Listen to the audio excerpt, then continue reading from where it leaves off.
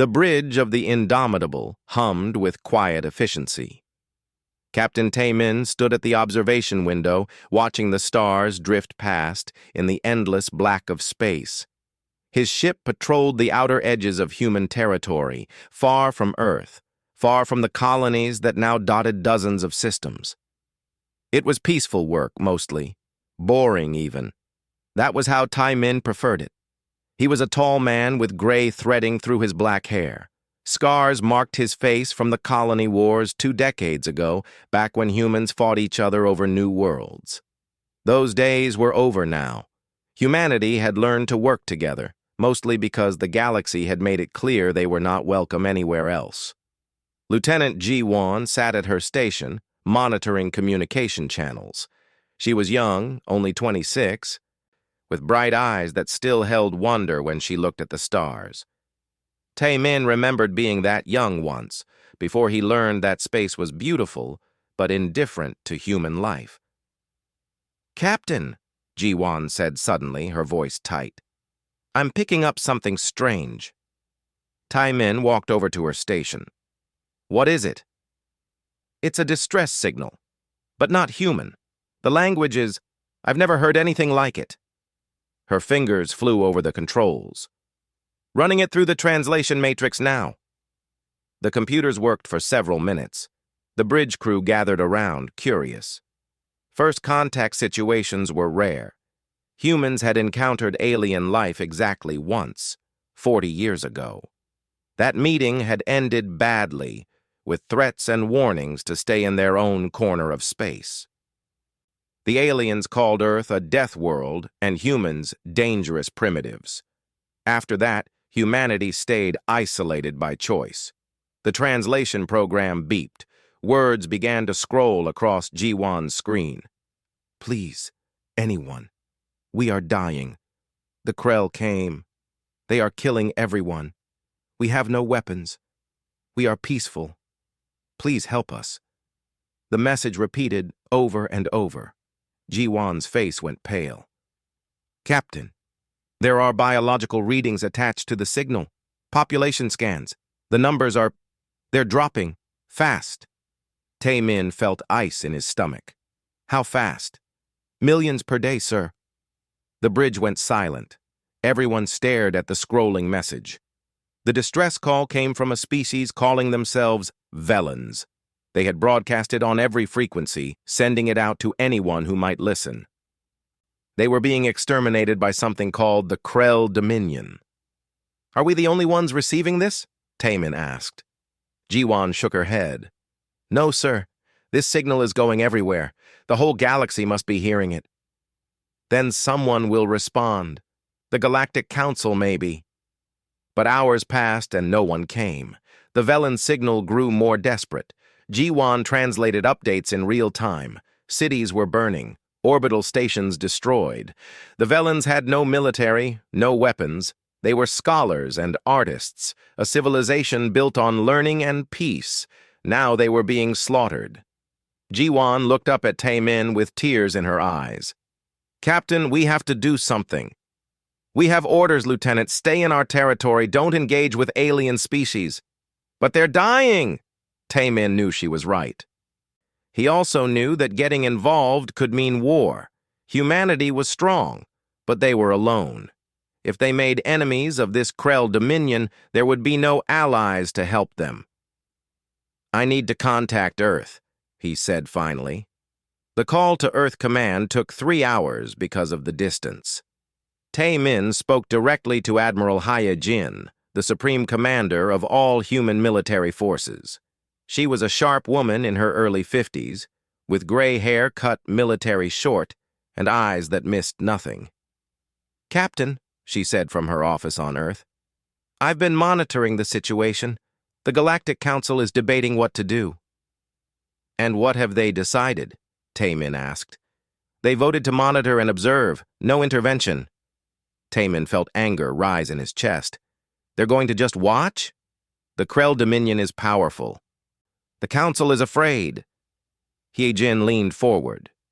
"Captain, I'm sending you data we've collected on the Krell. They're an empire that has conquered 40 star systems. They believe in strength above all else. Weak species exist to serve the strong, or die. And the Velans? Completely pacifist. They never developed weapons. They thought their knowledge and art would protect them. Hyejin's jaw tightened. They were wrong. Taemin watched the data scroll past. Krell ships were powerful, with advanced shields and plasma weapons. Their soldiers were large, aggressive, and well-trained.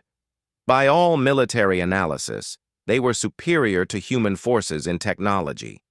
But Taemin had learned long ago that superior technology didn't always win battles. "What are our orders, Admiral?" he asked. Hyejin was quiet for a long moment. When she spoke, her voice was steel. "The Earth government is debating. They're afraid of war.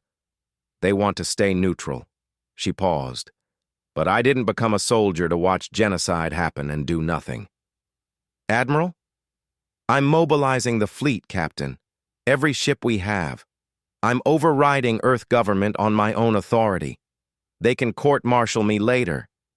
She stood up. "We didn't claw our way up from the bottom of Earth's food chain just to watch the strong devour the weak. Humanity is going to do what the rest of the galaxy won't." Taemin felt something stir in his chest. Pride, maybe, or purpose. "We're going to help them." "Yes, and Captain?" Hyejin smiled, but it was a predator's smile. "The Krell think they're the apex predators of this galaxy. They've never met humans before. They don't know what a real death world creates." The call ended. Taemin turned to his bridge crew. They had all heard the conversation. Jiwon was smiling through her tears. The others stood straighter, ready. "All hands," Taemin announced over the ship-wide channel. "Battle stations. We're going to Vela Prime. We're going to war." The Indomitable turned away from human space. Within hours, more ships joined them. Destroyers, carriers, cruisers. The entire First Fleet, nearly 400 ships, all converging on one location. Admiral Hyejin sent one more message to Captain Taemin before they jumped to slipspace. "Remember, Captain, we're not doing this because we're strong. We're doing this because it's right. Show the galaxy what humanity really is." Taemin looked at the stars ahead. Somewhere out there, millions were dying. Somewhere out there, an empire thought itself invincible. They were about to learn differently. The Indomitable and the human fleet entered slipspace, crossing light years in moments. When they emerged above Vela Prime, the Krell would get their first look at Earth's children, and Earth's children were done hiding. The bridge of the Indomitable hummed with quiet efficiency. Captain Taemin stood at the observation window, watching the stars drift past in the endless black of space. His ship patrolled the outer edges of human territory, far from Earth, far from the colonies that now dotted dozens of systems. It was peaceful work, mostly. Boring, even. That was how Taemin preferred it. He was a tall man with gray threading through his black hair. Scars marked his face from the colony wars 2 decades ago, back when humans fought each other over new worlds. Those days were over now.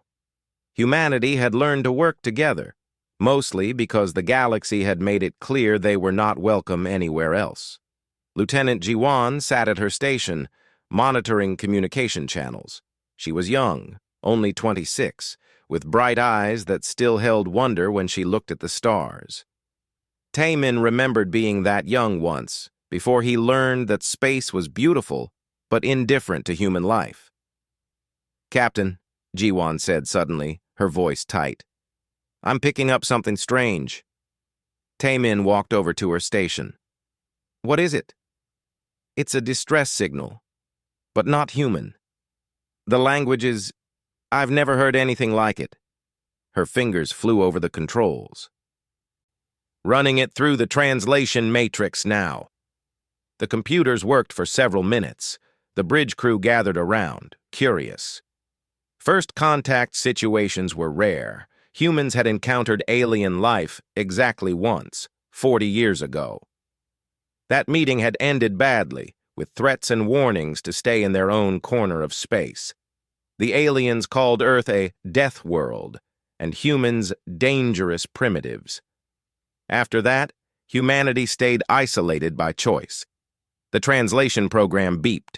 Words began to scroll across Ji-won's screen. Please, anyone, we are dying. The Krell came. They are killing everyone. We have no weapons. We are peaceful. Please help us. The message repeated over and over. Ji-won's face went pale. Captain, there are biological readings attached to the signal. Population scans. The numbers are... They're dropping. Fast. Taemin felt ice in his stomach. How fast? Millions per day, sir. The bridge went silent. Everyone stared at the scrolling message. The distress call came from a species calling themselves Velans. They had broadcast it on every frequency, sending it out to anyone who might listen. They were being exterminated by something called the Krell Dominion. Are we the only ones receiving this? Taemin asked. Ji-won shook her head. No, sir. This signal is going everywhere. The whole galaxy must be hearing it. Then someone will respond. The Galactic Council, maybe. But hours passed, and no one came. The Velan signal grew more desperate. Ji-won translated updates in real time. Cities were burning, orbital stations destroyed. The Velans had no military, no weapons. They were scholars and artists. A civilization built on learning and peace. Now they were being slaughtered. Ji-won looked up at Taemin with tears in her eyes. Captain, we have to do something. We have orders, Lieutenant. Stay in our territory. Don't engage with alien species. But they're dying. Taemin knew she was right. He also knew that getting involved could mean war. Humanity was strong, but they were alone. If they made enemies of this Krell Dominion, there would be no allies to help them. I need to contact Earth, he said finally.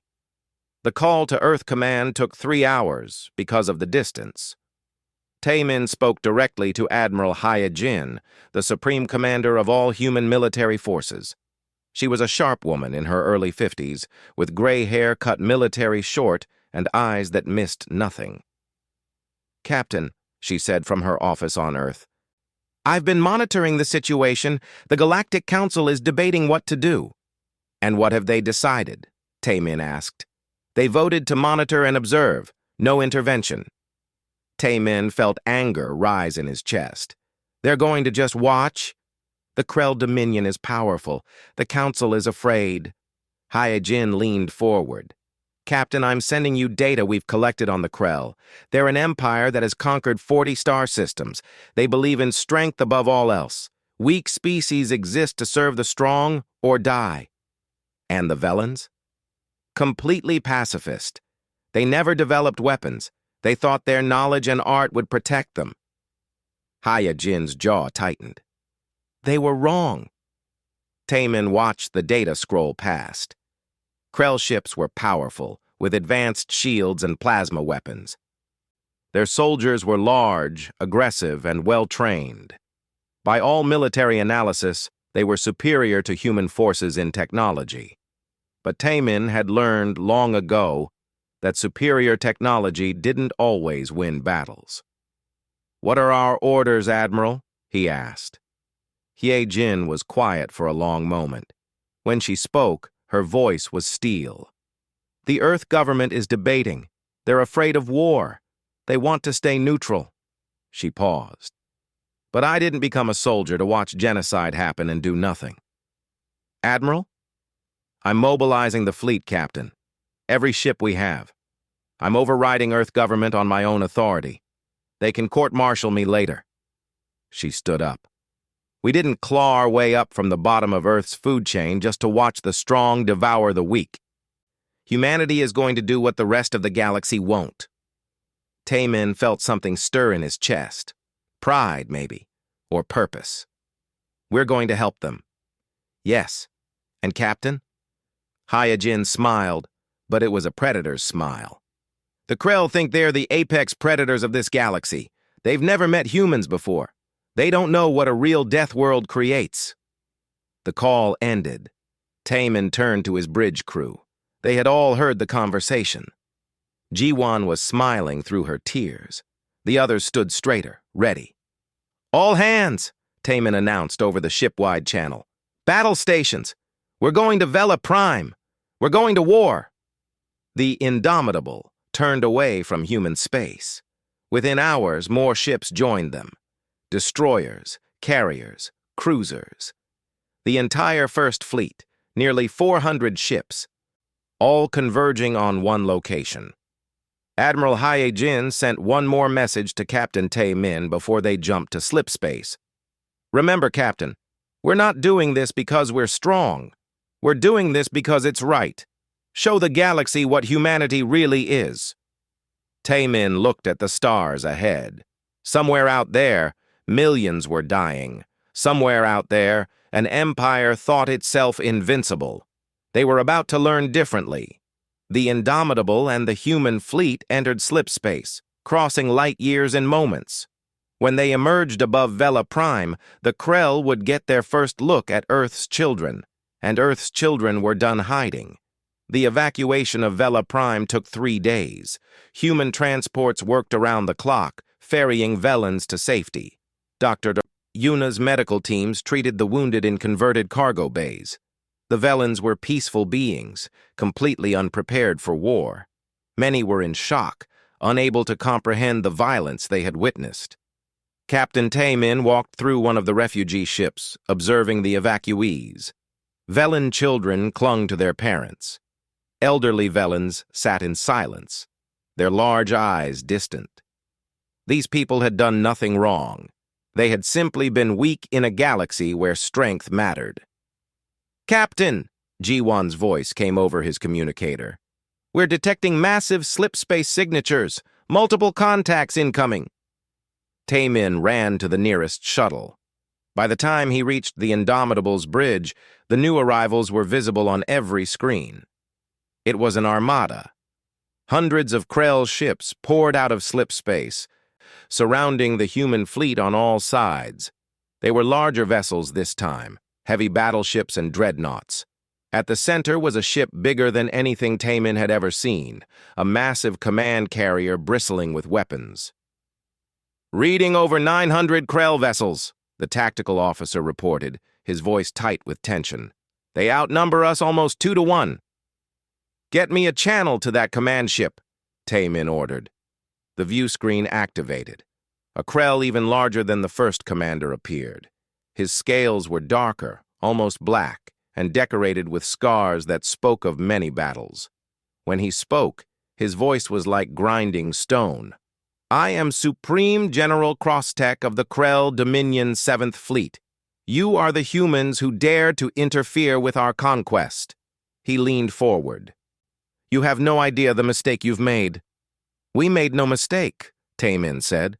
"We're protecting innocent people from genocide." "Innocent?" Crosstech laughed. "There is no innocent and guilty in this galaxy. There is only strong and weak. The weak exist to serve or die." He gestured, and images appeared on the screen. Velan cities burning, civilians running from Krell soldiers. "See what happens to those who cannot defend themselves? This is the natural order." Tae Min felt rage burning in his chest, but kept his voice level. "Your natural order ends today." "Brave words from a species the galaxy fears," Crosstech said. "Yes, we know of Earth. A death world so hostile that it created violent, aggressive creatures. You think that makes you special?" He showed his teeth in what might have been a smile. "I will enjoy breaking you." "You're welcome to try," Tae Min said. Crosstech cut the transmission. Immediately, the Krell fleet opened fire. The battle exploded across orbital space. Krell plasma weapons filled the black with deadly light. Human ships scattered into combat formations, returning fire with everything they had. The Indomitable shook as plasma bolts hammered its shields. "Shields down to 60%, the tactical officer called out. Reroute power from non-essential systems, Taemin ordered. All weapons, focus fire on that battleship. In the engine room, Engineer Na-Ri worked with frantic speed. She was small but quick, her hands flying over control panels. The Indomitable was taking heavy damage, systems failing across the ship, but Na-Ri had trained for this. Human engineers learned to keep ships fighting long after they should have died. Power coupling damaged on Deck 7, her assistant called out. Reroute through the secondary grid, Na-Ri shouted back, and boost the compensators. I don't care if we're breaking regulations. Keep this ship fighting. She pulled cables from one system and connected them to another, creating power paths that hadn't existed in the ship's original design. When the main generators started failing, she rerouted through the auxiliary reactors. When those began overheating, she dumped coolant from the life support reserves. Engineering to bridge, she reported. You've got weapons and shields. Life support is at minimum, and we're running on borrowed time, but we're still in this fight. Understood, Taemin responded. Keep us alive just a little longer.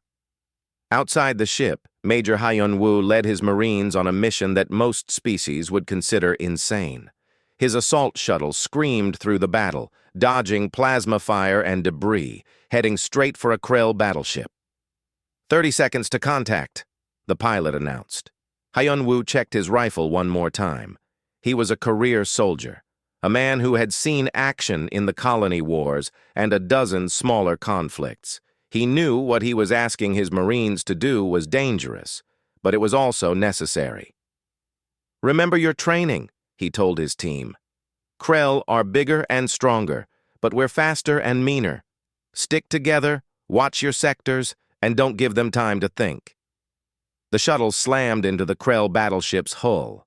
Cutting torches burned through the armor. The Marines poured into the alien vessel. Krell soldiers were waiting for them. They were massive beings, each one over 7 feet tall with thick scales and powerful limbs. They carried plasma rifles and wore heavy armor. 3 of them filled the corridor, weapons ready.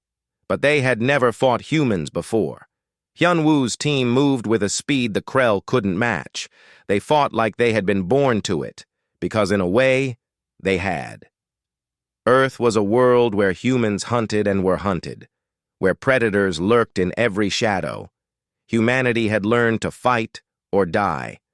The Marines flowed around the Krell soldiers like water, hitting from multiple angles.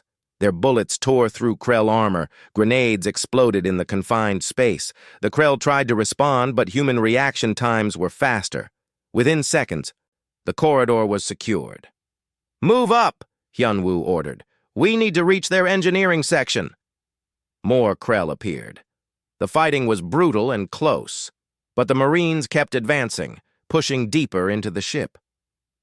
The Krell had never experienced boarding actions like this. Most species didn't have the aggression or the coordination to fight inside an enemy vessel. Humans did.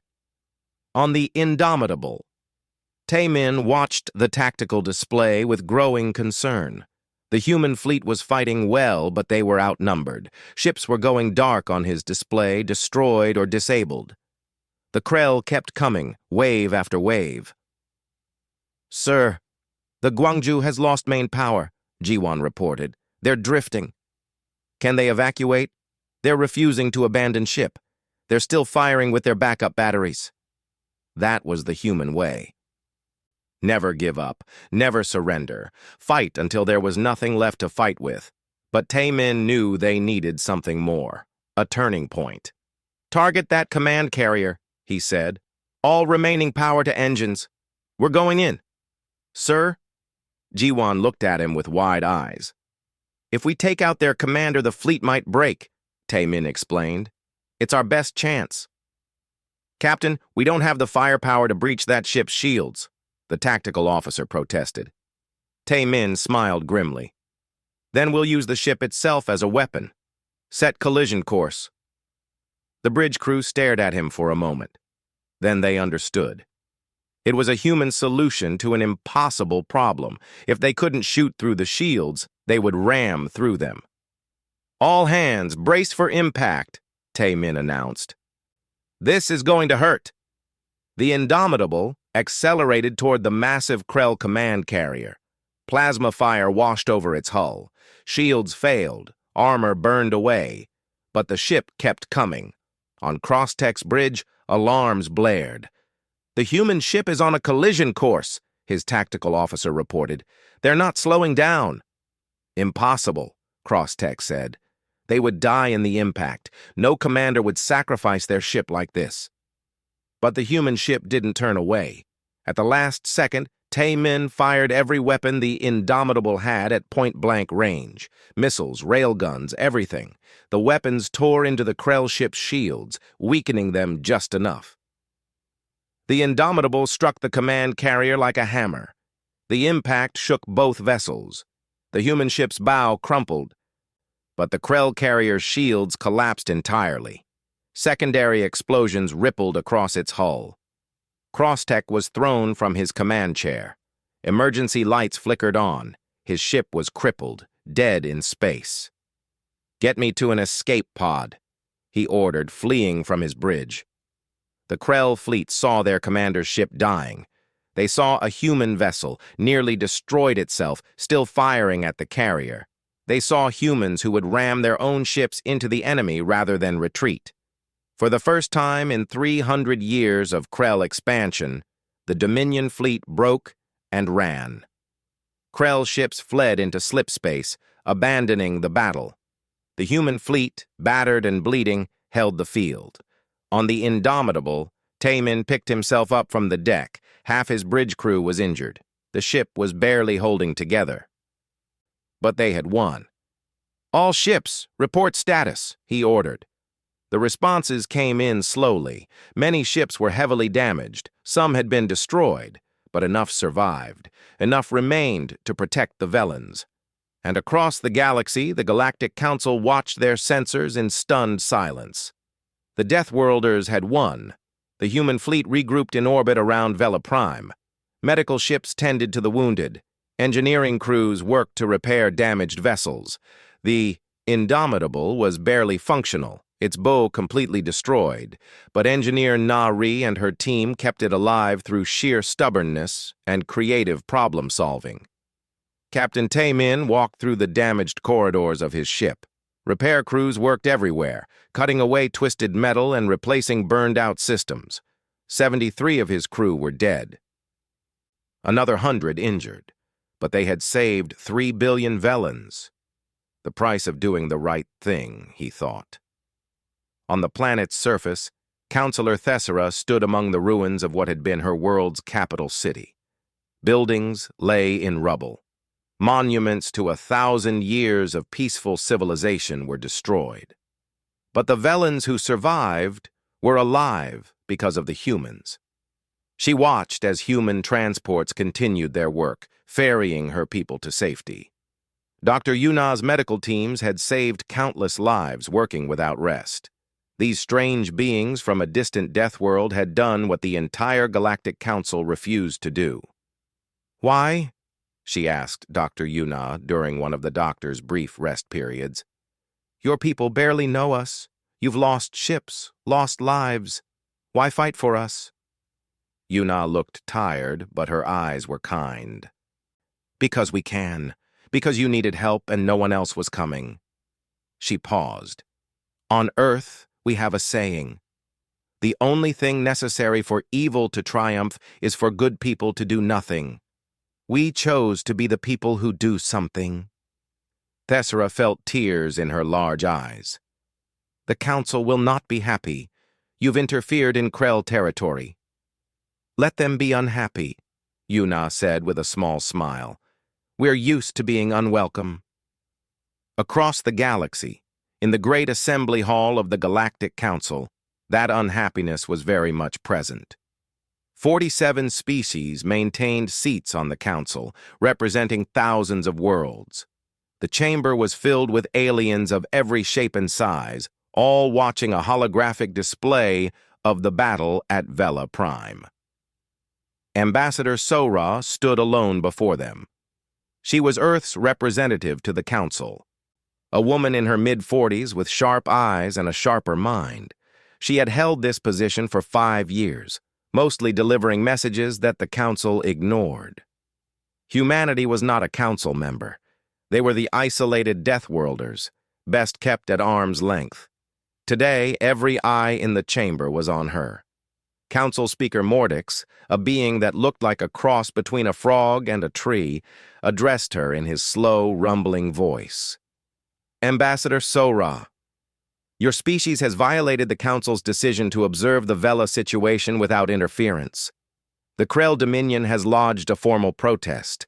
They demand your forces withdraw immediately and return all Velan refugees. Sora stood straight, unflinching. With respect, Speaker, we will do no such thing. Mordix's large eyes blinked slowly. The Council voted on this matter. Intervention was deemed inadvisable given Krell military superiority. The Council voted to watch a genocide happen, Sora said, her voice carrying through the chamber. We chose differently. Another council member spoke up, a crystalline being whose voice chimed like breaking glass. Your species had no right to intervene. You are not a council member. You have no authority in galactic affairs. Sora smiled, though there was no warmth in it. Authority? You're right. We have no authority. We just have a functioning moral compass and the will to use it. The chamber erupted in protests. Species shouted at each other in dozens of languages. Mordix had to call for order 3 times before the noise died down. Ambassador, you do not understand the delicate balance we maintain, Mordix said. The Krell are powerful. If we antagonize them, there could be war. There already is war, Sora replied. They started it when they began exterminating the Velans. We're just finishing it. A new voice spoke, deep and aggressive. On one of the display screens, a Krell ambassador appeared. His scales were marked with military decorations. The humans have made a grave mistake. The Dominion formally declares war on Earth and all its colonies. We will crush this upstart species and teach them their place. Sora turned to face the Krell ambassador's image.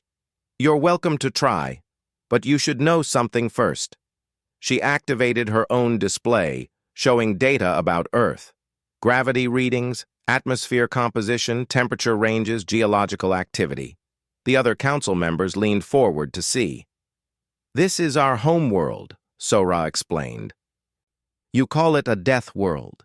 You're right, it has gravity that would cripple most of you. An atmosphere so rich in oxygen it would poison many species. Weather patterns that include storms capable of leveling cities. Tectonic activity that regularly reshapes continents. And evolution that created predators so deadly that humans had to become deadlier just to survive. She brought up images of Earth's wildlife. Lions, sharks, bears, venomous snakes, crocodiles. We shared our world with these. We were prey.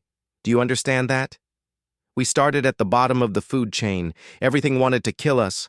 Our planet itself tried to kill us with ice ages and volcanic eruptions and diseases. The chamber was silent now, watching. But we didn't die, Sora continued. We adapted. We learned to hunt the hunters. We survived the unsurvivable. We turned a world that tried to destroy us into our home. She looked directly at the Krell ambassador. You think you're apex predators? You've never met real ones. The Krell ambassador snarled. Threats will not save you. It's not a threat. It's a warning. You started a war with a species that was born fighting. We don't know how to quit. We don't surrender, and we don't leave people behind. Sora's voice hardened. The Velans are under our protection now. Any Krell ship that enters their territory will be destroyed. Mordix tried to restore calm. Ambassador Sora, surely we can negotiate a peaceful resolution. The Council can mediate between your species and the Krell. With respect, Speaker, we've seen your mediation.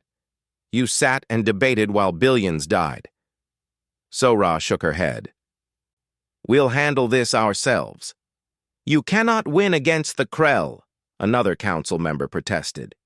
They have 5,000 ships, hundreds of conquered worlds, Billions of soldiers.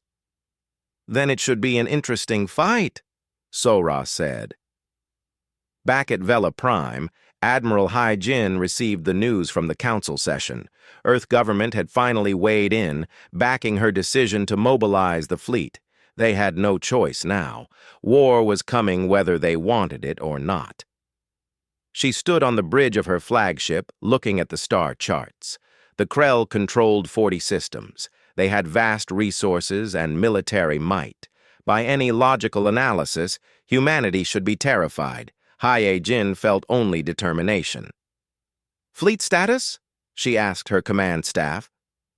"First Fleet is at 60% combat effectiveness after repairs," an officer reported. "Second and Third Fleets are mobilizing from Earth. Total force projection, approximately 800 capital ships, 3,000 support vessels, and full fighter complements. 800 ships against 5,000. Bad odds. But Hai Jin had fought in worse situations. And civilian response? Volunteering is through the roof, Admiral. Every colony wants to contribute. Mars shipyards have tripled production. The belt miners are donating resources. We're getting more support than we can process. That was the human way. When threatened, they came together. Elder Rendal, the spiritual leader of the Velan refugees, requested a meeting with Captain Taemin. They met in one of the human transport ships, in a quiet corner away from the crowds.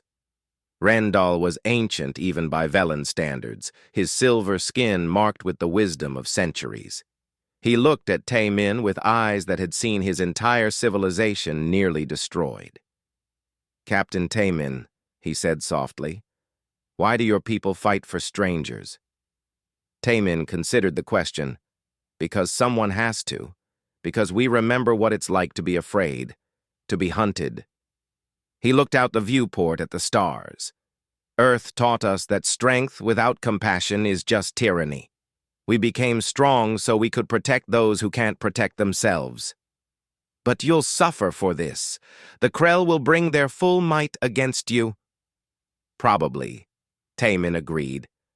But we'll be able to look at ourselves in the mirror. We'll know we did the right thing. Rendal was quiet for a long moment.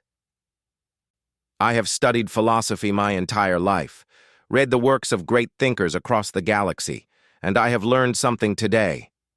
He met Taemin's eyes. True strength is not the capacity for violence.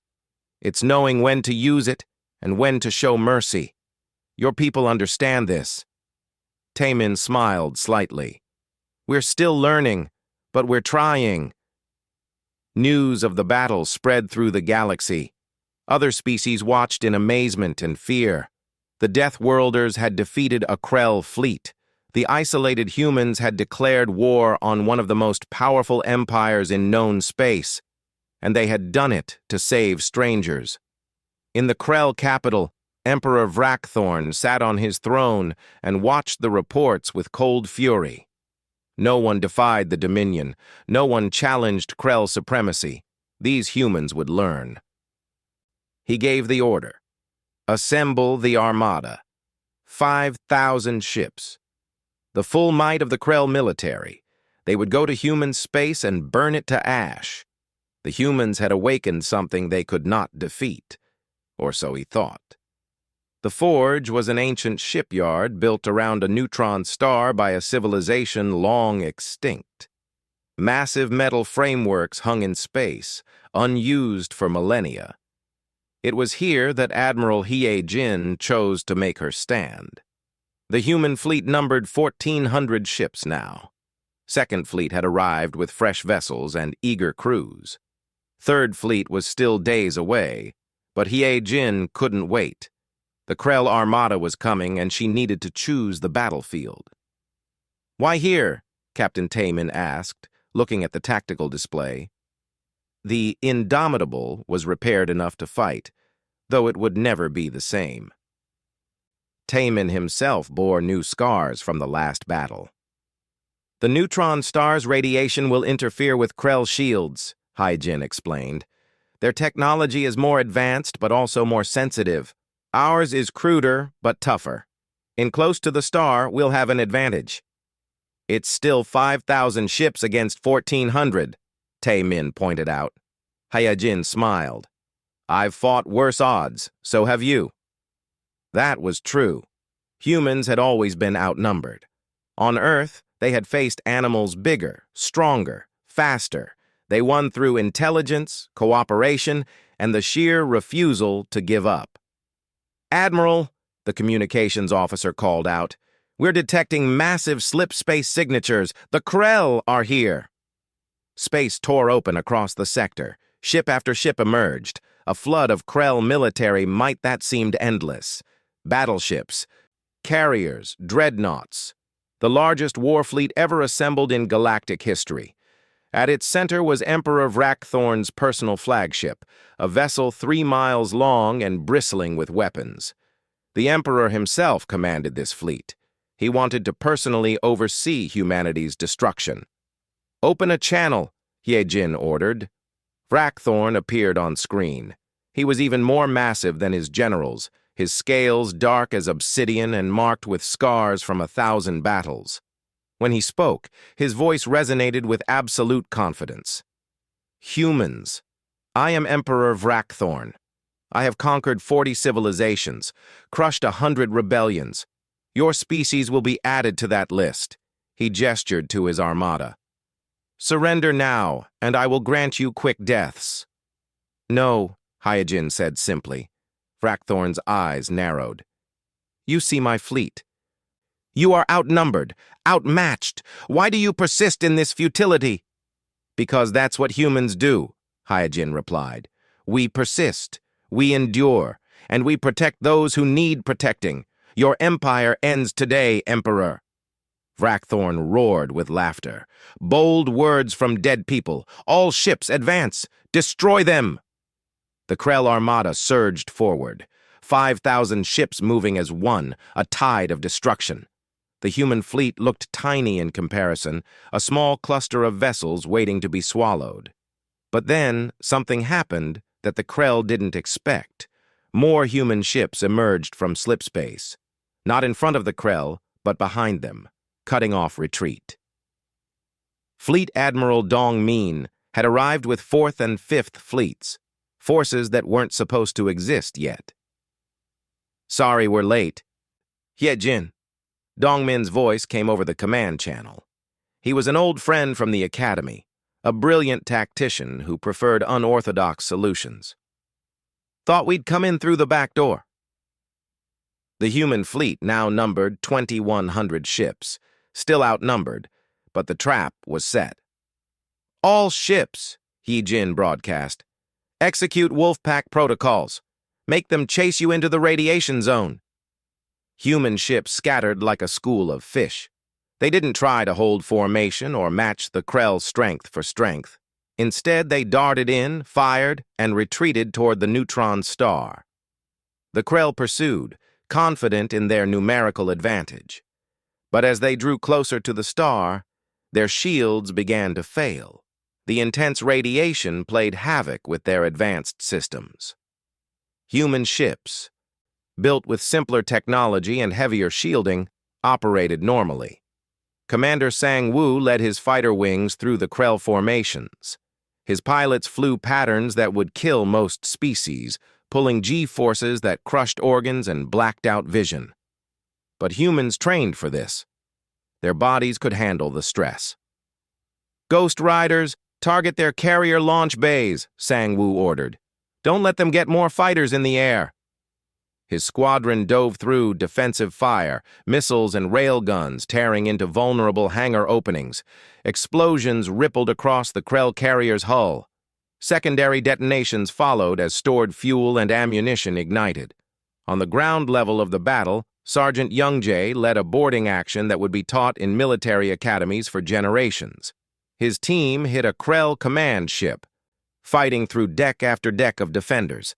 The Krell were fierce fighters, but Marines worked as a unit, covering each other, using terrain, never fighting fair when they could fight smart.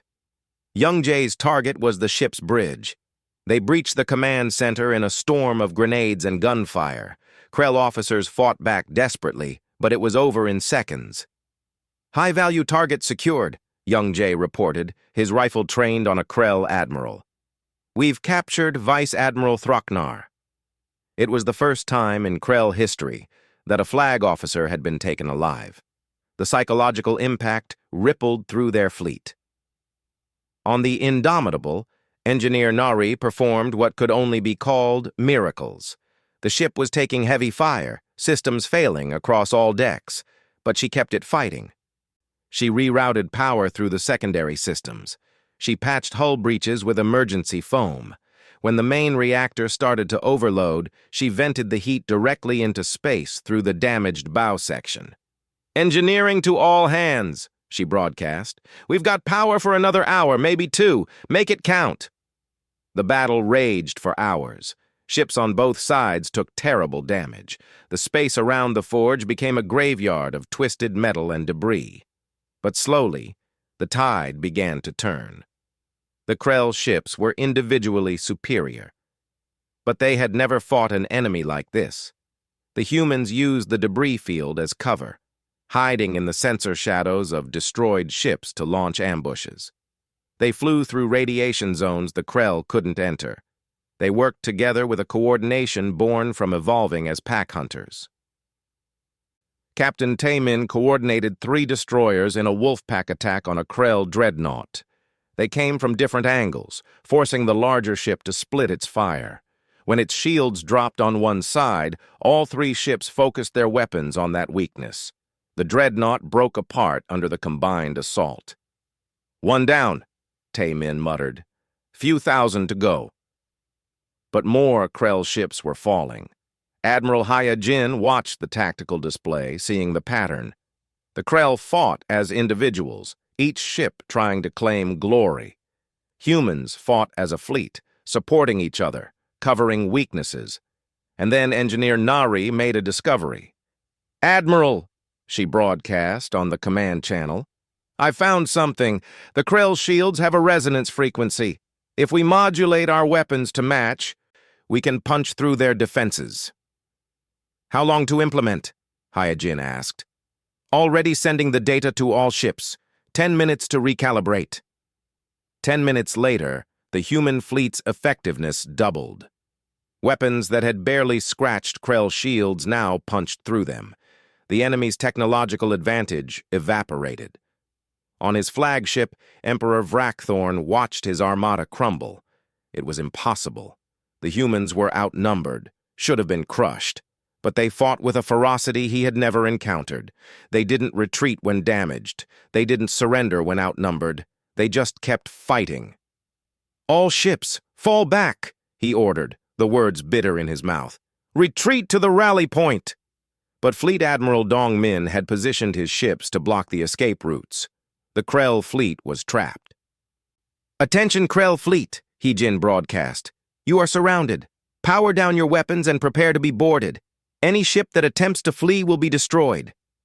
Vrackthorn stared at the tactical display in disbelief.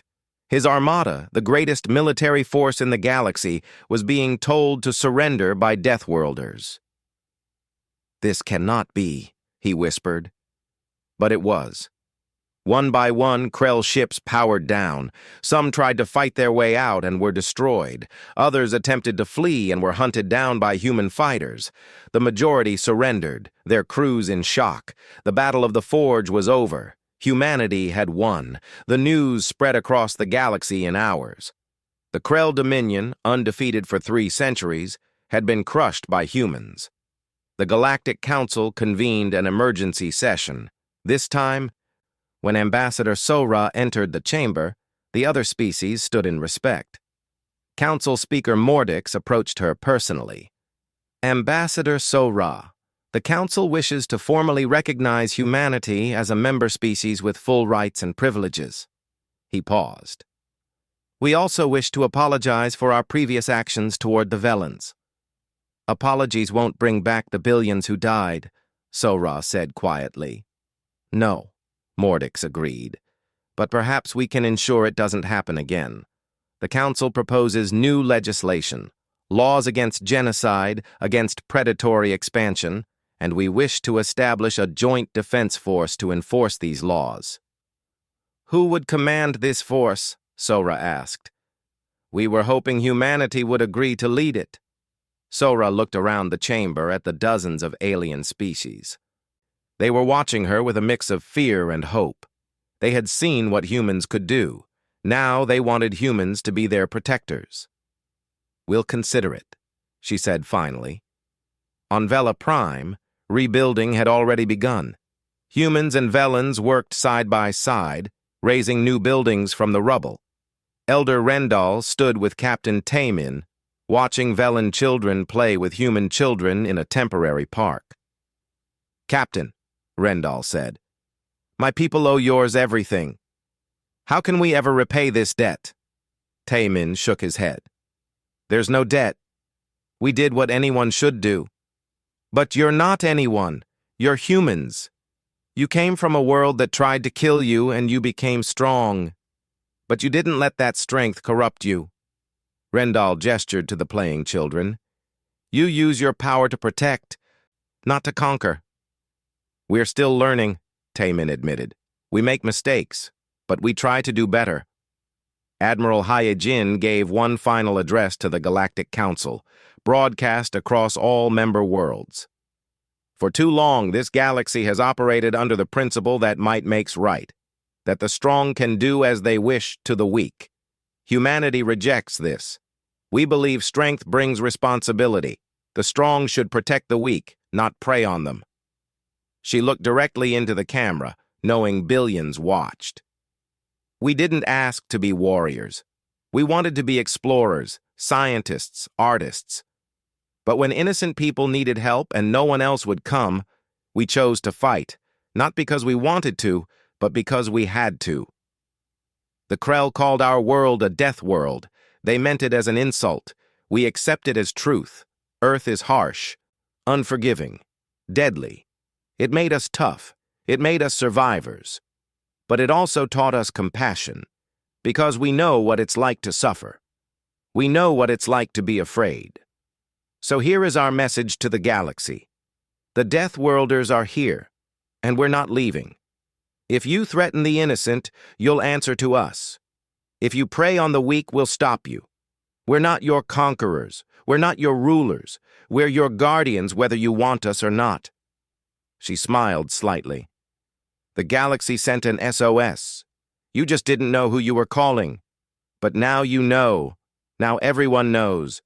The Deathworlders have awakened, and we're done hiding."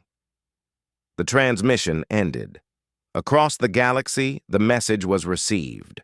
Some species welcomed it, others feared it, but everyone understood.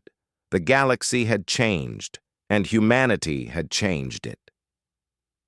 In a quiet corner of the Indomitable, Engineer Nari finally sat down after days of non-stop work. The ship was stable again, repaired enough to make it home. She looked out the viewport at the stars and smiled. They had done it. A species from a single death world had stood up to an empire and won. Not bad for a bunch of evolved apes, she thought. The human fleet formed up for the journey home. Behind them, the Velans were safe. The Krell were defeated. And the galaxy would never look at humanity the same way again. Captain Taemin stood on his bridge one last time before departing. He thought about the journey that had brought them here, a distress signal that most would have ignored, a choice to help when it would have been easier to look away. "Set course for Earth," he ordered. "Let's go home." The fleet jumped to slipspace, leaving the forge behind, but their legend would remain. The story of how Deathworlders answered a call for help and changed the galaxy forever. And somewhere, on a newly rebuilt Velan colony, children played beneath a monument. It showed a human and a Velan standing together, looking toward the stars. The inscription read, "They came when no one else would. They fought when others feared. They are hope."